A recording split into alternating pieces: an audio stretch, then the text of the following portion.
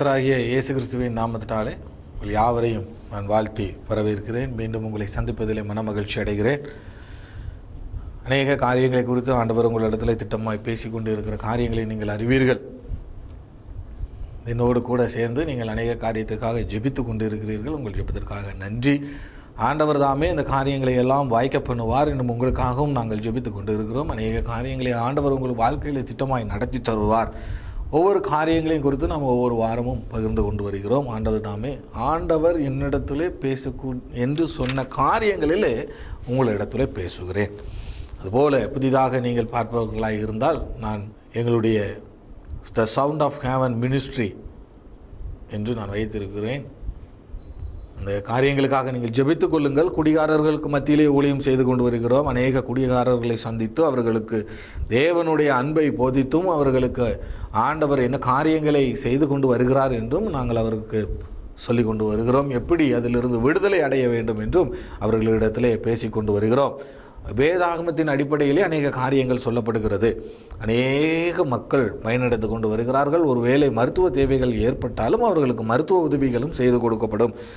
அந்த காரியத்திற்காக நீங்கள் ஜெபித்துக் கொள்ளுங்கள். பேசும் பொழுதே அதில் ஒரு விடுதலை தர வேண்டும். ஏனென்றால் அவர்களிடத்தில் பேசுவது சரியான காரியம்.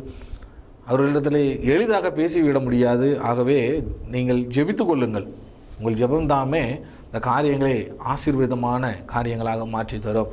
எங்களோடு இணைந்து நீங்கள் ஜெபித்தீர்களானால் அனைவரோடு ஜெபமும் ஒரு மனதோடு ஏற்கப்படும் பொழுது இந்த காரியம் தேவன் தாமே வாய்க்க செய்வார். எங்களோடு சேர்ந்து ஜெபித்துக் கொள்ளுங்கள். அவர்களிடத்தில் பேசும் பொழுது ஒரு விடுதலை வர வேண்டும், மனமாறுதல் தர வேண்டும்.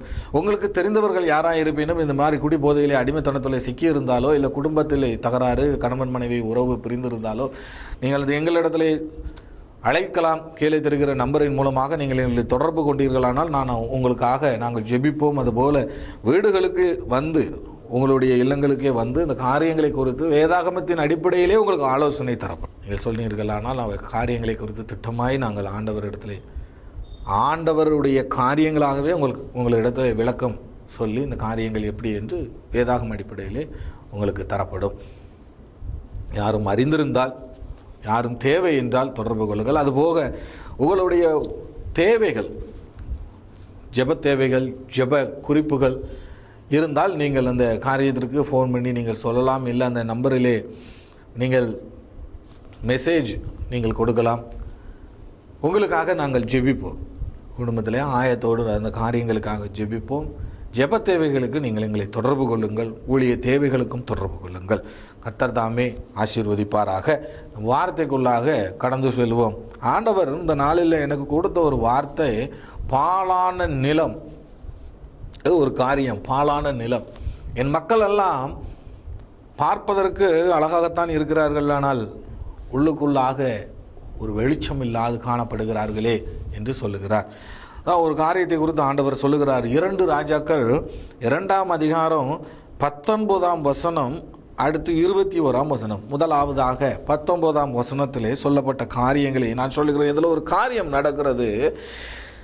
எலியாவை ஆண்டவர் சுழல் காற்றின் மூலமாக வானத்தில் எடுத்துக்கொள்கிறார். அவர் துண்டை எடுத்துக்கொண்டு எலிசா அங்கிருந்து வருகிறார். எல்லா மக்களும் தூரத்திலிருந்து கண்டு கொண்டு இருக்கிறார்கள்.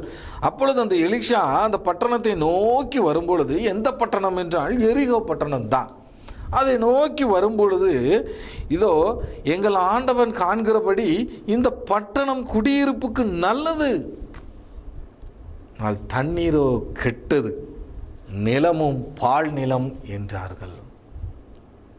1 பட்டணம், 2வது தண்ணீர், 3வது நிலம். இந்த காரியங்களை குறித்து ஆண்டவர் சொல்லுகிறார்.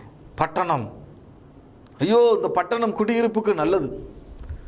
அதைத்தான் அநேக மக்களை வெளியிலிருந்து பார்க்கும் பொழுது மிகுந்த நன்மையாய் தெரியும். அவர்களை பார்த்தால் மிகுந்த வைராக்கியமாய் ஆண்டவருக்கென்று எழும்பினவர்களைப் போல தோன்றும். சிகை அலங்காரம், அநேக காரியங்களை பார்த்தால் பளபளவென்று நீங்கள் அநேகரை பார்த்திருக்கலாம். பளபளவென்று இருப்பார்கள். ஆனால் உள்ளுக்குள்ளாக தண்ணீர் என்பது கெட்டு போயிருக்கிறது. மாம்சத்தின் உட்புறம் அழுக்காயிருக்கிறது. மனிதனை 3 விதமாக பிரிக்கிறார்கள்: சரீரம், ஆத்துமா, ஆவி. இதைத்தான் நான் சொல்லுகிறேன். பட்டணம் மனிதனின் சரீரத்தை போன்றது. அது அழகாக இருக்கிறது, அது ஏற்றுக்கொள்ளும்படியாக இருக்கிறது. ஆனால் தண்ணீர் கெட்டு போய் இருக்கிறது. உள்ள இருக்கிற ஆத்மா கெட்ட ஆத்மாவாய் இருக்கிறது. நன்மை செய்கிற ஆத்மாவாய் இல்லை, கெட்ட ஆத்மாவாய் இருந்து கொண்டு இருக்கிறது. நம் இருதயம் கெட்டு போய் இருக்கிறது. ஆகவே நிலம் பால் நிலமாக மாறி போனது. தேவனுக்கு பரலோகத்திலே செல்லக்கூடிய நம்மளுடைய ஆவியானது என்ன ஆயிற்று? செத்து போயிற்று. அது பாழாய் போனது. அன்பு பிரியமானவர்களே, மாம்சமும் இரத்தமும் பரலோகத்திற்கு செல்ல போவதில்லை, ஆவியோடு செல்லுவோம். அந்த ஆவி உயிர்ப்பித்து இருந்தால்தான் தேவனிடத்தில் கிட்டி சேர முடியும். அநேகர் நீங்கள் யோசித்து பாருங்கள். நான் பார்ப்பதற்கு வேதாகமத்தை தூக்கி கொண்டு செல்லுகிறேன், ஆலயத்திற்கு செல்லுகிறேன், முழங்காலில் படியிட்டு ஜெபிக்கிறேன், சர்ச்சில் நடக்கக்கூடிய அநேக காரியங்களுக்கு நான் முன்னுதாரணமாக நின்று கொண்டு இருக்கிறேன், அநேகருக்கு காணிக்கை கொடுக்கிறேன், நான் அநேக ஊழியங்களை தாங்குகிறேன். இருதயம் எப்படியாக இருக்கிறது? உங்கள் இருதயம் எப்படியாக இருக்கிறது? நீங்கள் சிந்தித்து பாருங்கள். எரேமியாவின் புஸ்தகம் 17ஆம் அதிகாரம் 9-10 வசனங்கள் இப்படி சொல்லுகிறது. எல்லாவற்றையும் பார்க்கலும் இருதயம் திருக்குள்ளதும் மகா கேடுள்ளதுமாய் இருக்கிறது. இது அறியத்தக்கவன் யார்? தேவன் அறிவார். தேவன் அறிவார். அன்பு பிள்ளைகள், ஆண்டவர் எதற்காக அந்த பூலோகத்திற்கு வந்தார்? எத்தனை காரியங்களை திட்டமாய் அறிந்து நமக்கு செயல்படுத்தினார். பரலோகத்திற்கு வர வேண்டும் என் பிள்ளைகள், என்னோடு கூட இருக்க வேண்டும் என் பிள்ளைகள் என்று எத்தனை நாட்கள் 3.5 ஆண்டு காலம் போராடி சொல்லி அவர் சிலுவையில் தம்மை தாமே ஒப்பு கொடுத்தார். பாவமில்லாத அவர் நம்மளுடைய பாவங்களுக்காகவும் மீறுதலுக்காகவும் காயப்பட்டு சிலுவையிலே தொங்கினார். நம் இருதயம் கெட்டு போயிருக்கிறது. நீங்கள் சிந்தித்து பாருங்கள். நான் கெட்டுப்போனவன் அல்ல சொல்ல முடியாது. இருதயத்துக்குள்ளே இருக்கிறது. நான் சுட்டி காட்டிவிடுவேன். எத்தனையோ காரியங்கள் இருக்கிறது. புருஷனுக்கு மனைவி கீழ்ப்படிவதில்லை, தாய் தகப்பனுக்கு பிள்ளைகள் கீழ்ப்படிவதில்லை, சகோதரனிடத்தில் அன்பு இல்லை, யாரை பார்த்தாலும் தூஷண வார்த்தை வாயிலிருந்து வருகிறது, விட்டு கொடுக்கும் மனப்பான்மை இல்லை, சகிப்புத்தன்மை இல்லை. யோசித்து பாருங்கள், இருதயத்தில் இருக்கிறதா என்று யோசித்து பாருங்கள். இருக்கிறது, களைந்து போட வேண்டும். இதே போல பிரசங்கி 8ஆம் அதிகாரம் 11ஆம் வசனம் இப்படி சொல்லுகிறது. துர்க்கிரியைகளுக்கு தண்டனை சீக்கிரமாய் நடவாதபடியால் மனுபுத்திரரின் இதயம் பொல்லாப்பை செய்ய அவர்களுக்கு துணிகரம் கொண்டிருக்கிறது. தண்டனை உடனேயாக நடந்து கொண்டிருந்தால் இந்த காரியத்தை விட்டு மக்கள் திரும்புவார்கள். ஆனால் தண்டனை இல்லாதபடி கிருபையின் காலத்தில் நாம் இருக்கிறோம். இந்த கிருபையிலே ஆண்டவர் நம்மளே ஒரு நல்ல விடுதலை தர வேண்டும் என்று அநேகர் எதிர்நோக்கி கொண்டு இருக்கிறோம். ஆனாலும் இருதயத்தில் உள்ள பொல்லாப்பை நீக்கி போடாதபடிக்கு நாம் நடப்பதனால் இப்படி இருக்கிறது. பொல்லாத காரியம். இந்த காரியத்தை எப்படி உயிர்ப்பிக்க வேண்டும் என்று நான் பின்னாலே சொல்லுகிறேன். வாயிலிருந்து புறப்படும் வார்த்தை இருதயத்தில் இருந்து புறப்பட்டு வரும். மத்தேயு 15, 18, 19 இப்படியாய் சொல்லுகிறது. இயேசு கிறிஸ்து தாமே தன் வாயால் சொல்லுகிற அந்த காரியத்தை குறித்து, எப்படி எனில் இருதயத்தில் இருந்து பொல்லாத சிந்தனைகளும் கொலை பாதகங்களும் விபச்சாரங்களும் வேசித்தனங்களும் களவுகளும் பொய் சாட்சிகளும் தூஷணங்களும் புறப்பட்டு வருகிறது. இதுதான் நம்மளுடைய நிலத்து, அதாவது நம்மளுடைய இருதயம் பாழாய் போவதற்கான காரியமாய் இருக்கிறது. இந்த காரியத்தை திட்டமாய் புரிந்து கொள்ளுங்கள். நம் இருதயத்தில் இந்த காரியம் இருப்பதினால் இதில் இருந்து நாம் விடுதலையாக வேண்டும். நம்மளுடைய மாம்சத்தின் கிரியை சிந்தனை கேடு உள்ளதாய் இருக்கிறது. சகிப்புத்தன்மையோடு இருந்தாரே, முட்களால் அடிக்கும் பொழுதும் அவரை அறையும் பொழுதும், சவுக்கு மெலாற்றினால் அவரை அடிக்கும் பொழுதும், அதாவது சவுக்கை கொண்டு அவரை அடிக்கும் பொழுதும், முதுகு பிஞ்சு இரத்தம் வரும் பொழுதும் அவர் சகிப்புத்தன்மையோடு இருந்தார். சர்வ வல்லமை பொருந்திய தேவன் அவர். நினைத்திருந்தால் ஒரே நொடியில் அதிலிருந்து விடுதலையாயிருக்க முடியும். இல்லை, உங்களுக்காகவும் எனக்காகவுமே அந்த பாடுகளை பட்டார். சகிப்போடு ஏற்றுக்கொண்டார். இன்னைக்கு சகித்துக் கொள்கிறோமா? வீட்டில் புருஷன் குடிச்சிட்டு வந்த உடனே அவர் குடிச்சிட்டு பேசுகிற அநேக காரியங்களை மனைவிகள் குடிக்காமல் பேசுகிறாங்க. அவர் ஒரு வார்த்தை பேசுவதற்குள்ளாக 15 வார்த்தை நம்ம வாயிலிருந்து வந்துடுது. நான் இதை எப்படி சொல்லுகிறேன்? நான் ஒரு குடிகாரன். நான் குடித்து விட்டு இருந்த நாட்களிலே நான் பேசுவதற்கு முன்பாக என் மனைவி என்னிடத்தில் தட்டப்பட்டாவ என்று பேசிவிடுவார். சண்டை வரும், போராட்டங்கள் வரும், நிந்தனைகள் வரும். என் இருதயம் கெட்டு போயிருந்தது.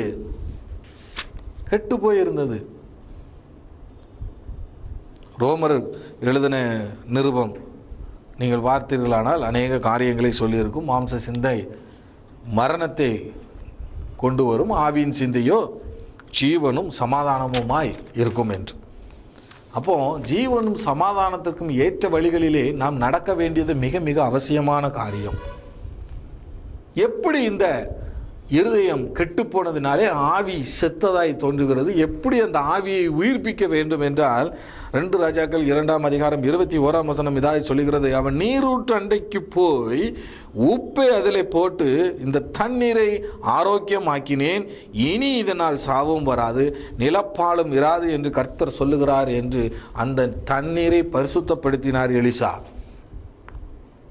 இப்பொழுதுதான் நானும் சொல்லுகிறேன், உப்பு என்று சொல்லக்கூடிய நம்மளுடைய கர்த்தராகிய இயேசு கிறிஸ்துவை சொந்த இரட்சகராக நீங்கள் ஏற்றுக்கொள்ளும் பொழுது அதிலிருந்து கேடுள்ள இருதயம் கேடற்றதாகி நல்ல நிலமாக மாறி ஆவியாய் செத்து கிடந்த ஆவியானது உயிர்ப்பிக்கப்படும். எப்படி ஒரு பண்டம் உப்பில்லாது போனால் அது குப்பைக்கு போகப்படும். ஆகவே இயேசு கிறிஸ்துவை உடையவன் நல்ல ஆகாரத்திற்காகவும் நல்ல காரியங்களுக்காகவும் பயன்படுத்தப்படுகிறார். அவரை ஏற்றுக்கொள்ளாதவன் குப்பையில் எரிந்து போட்ட தின்பண்டத்திற்கு ஒப்பாய், உணவுக்கு ஒப்பாய் இருக்கிறான். சிந்தித்து பாருங்கள், எதற்கு நாம் இருக்கிறோம்? என் இருதயத்திலே கேடுள்ளது இருந்து கொண்டு இருக்கிறதோ நீங்கள் திருத்திக் கொள்ள வேண்டியது அவசியம். இயேசு கிறிஸ்துவை நீங்கள் சொந்த இரட்சகராக உங்கள் இருதயத்துக்குள்ளே ஏற்றுக்கொள்ளும் பொழுது இந்த காரியங்கள் எல்லாம் மறைந்து போகும். இருதயத்தின் நிறைவு வாய் பேசும் என்று சொல்லப்பட்டிருக்கிறது. அப்போ உங்கள் இருதயத்துக்குள்ள கேடுள்ளதும் மகா திருக்குள்ள காரியங்களையும் நீங்கள் வைத்திருந்தால் அந்த காரியம் கேடுள்ளதாய் வரும். இதே இருதயத்திற்குள்ளாக இயேசு கிறிஸ்துவை நீங்கள் வைத்தீர்களானால் ஜீவனும் சமாதானத்திற்கும் ஏற்ற வார்த்தைகள் உங்களிடத்திலிருந்து புறப்படும். இந்த காரியங்களை நான் உங்களுக்கு திட்டமாய் சொல்லியிருக்கிறேன். நீங்கள் அதை உணர்ந்து கொண்டு இந்த காரியங்களை நீங்கள் நடப்பித்து கொள்ளுங்கள். இயேசு கிறிஸ்துவை சொந்த இரட்சகராக ஏற்றுக்கொண்டு அவரை நீங்கள் உள்ளுக்குள் வைத்து கொண்டால் அநேக காரியங்கள் நன்மையாக பயன்படும். நல்ல காரியங்களுக்குள்ளாக நீங்கள் கடந்து போவீர்கள். ரோமர் 8:10 கிறிஸ்து உங்களில் இருந்தால் சரீரமானது பாவத்தின் நிமித்தம் மரித்ததாயும் ஆவியானது நீதி நிமித்தம் ஜீவனுள்ளதாயும் இருக்கிறது. நான் சொன்ன காரியங்கள் தான். கிறிஸ்து உங்களுக்குள்ளாக இருக்கும் பொழுது சரீரமானது பாவத்து நிமித்தம் மரித்ததாயும் ஆவியானது நீதியின் நிமித்தம் ஜீவனுள்ளதாயும் இருக்குமா? நான் சொல்லலை, வார்த்தை சொல்லுகிறது. ரோமர் 8:10 இந்த வார்த்தை சொல்லப்பட்டிருக்கிறது. தெளிவாய் சிந்தித்து பாருங்கள் என் தேவஜனமே, சிந்தித்து பாருங்கள். நான் இன்னும் கெட்ட காரியங்களை இருதயத்துக்குள்ளே வைத்துக்கொண்டு இருக்கிறேனோ அவைகள் இல்லையோ, நீர் பூரண சர்க்குணராய் இருக்க வேண்டும். ஏனென்றால் பிதாவும் அப்படியே இருக்கிறார், பூரண சர்க்குணராய் இருக்கிறார். நீங்கள் பூரண சர்க்குணராய் இருக்க வேண்டியது தேவன் பிரியமாய் இருக்கிறது. எப்படி நீங்கள் வெளிப்படுத்துவீர்கள்? வெளிப்படுத்த வேண்டியது அவசியம். கலாத்தியர் 5:22-23 ஆவியின் கனி அன்பு, சந்தோஷம், சமாதானம், நீடிய பொறுமை, தயவு, நற்குணம், விசுவாசம், சாந்தம், இச்சையடக்கம், இப்படிப்பட்டவர்களுக்கு விரோதமான பிரமாணம் ஒன்றுமே இல்லை. இந்த காரியங்களை இருதயத்திலே வைத்துக் கொண்டவர்களாய் காணப்படுங்கள். இந்த காரியங்களை இருதயத்துக்குள்ளே வைத்துக் கொண்டவர்களாய் நீங்கள் காணப்படுங்கள்.